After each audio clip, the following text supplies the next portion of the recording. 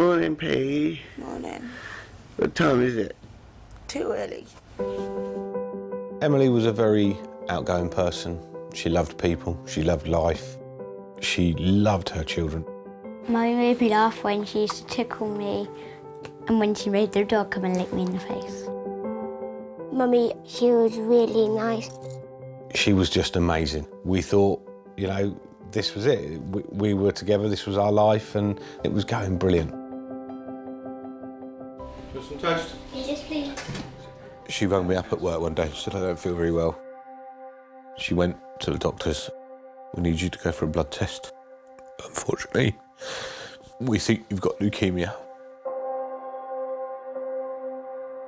The doctors will just say to you, there's a good chance.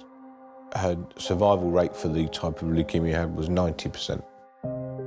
After a 3-month period, she was then put in remission. We just thought, great, we've been given another chance. This is what it's meant to be. We had the best Christmas ever. The trees, the decorations, the lights, the family side of it. It was a magical time, and that was her doing. We went back in for a routine checkup, and they said to her, unfortunately, it's back, and we've exhausted all our options. There's nothing left we could do.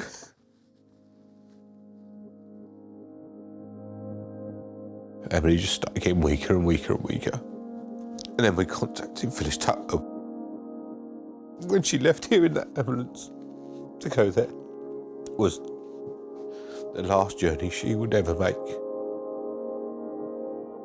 The first time I went to Phyillis Tuckwell after Emily had been admitted, I was dreading it. I had this horrible knot feeling in my stomach. And the minute I walked through the door to Phyillis Tuckwell, that knot went. I felt relief, I felt calm. The first members of staff I spoke to, they could see I was distraught and I was very upset, and they were just very relaxed and very softly spoken, and there was nothing that was too much for them. They were amazing. Emily's room was let out onto the garden, and the grounds were just so beautiful. It was very calm, it was very relaxing, and I walked around the path, and they've just got like little shelters you can sit in and benches, and it was just so beautiful. So she went in on Wednesday the 18th of December, and unfortunately passed away early hours on the 23rd. We were by her bedside when she went.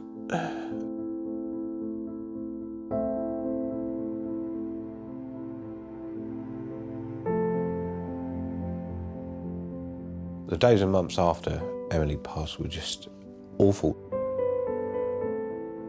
Knowing I was never going to get a text again, a phone call again from Em's mobile on my phone, was just awful. There was going to be many firsts of everything. Max started school without her. Watching the kids grow up without her, it was awful feelings for me. Knowing that I was the one who was going to have to deal with it all on my own. Losing your partner 2 days before Christmas was the end of the world for me. Mummy's always looking at me, looking down on me. Mummy up in heaven got it for me when I was younger. It definitely smells like her. It's perfume she used to wear. And that reminds me of her as well. I really can't remember. I was like 2 when she died. Or 3.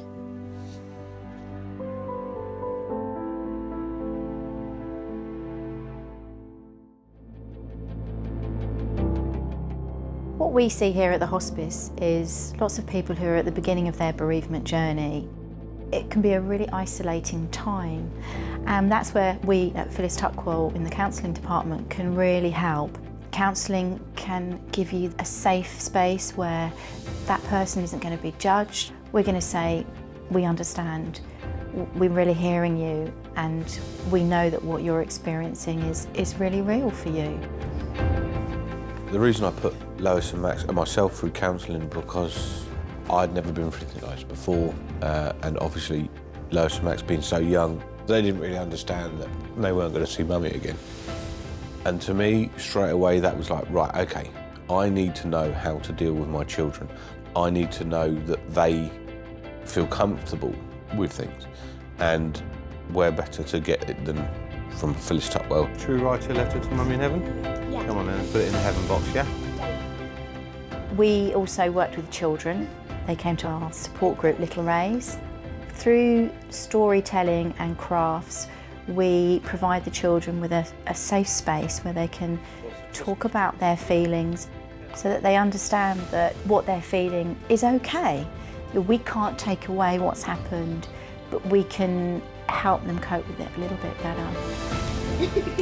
I thought Phyillis Tuckwell was mainly there for the palliative care, and that was it. Actually, no, they're there for so much more afterwards.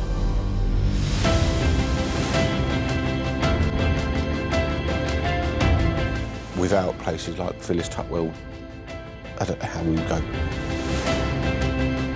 Phyillis Tuckwell have a saying, every day is precious. You can never understand that until it's too late. Enjoy every day you have with the people around you and make them count, because every day really is precious.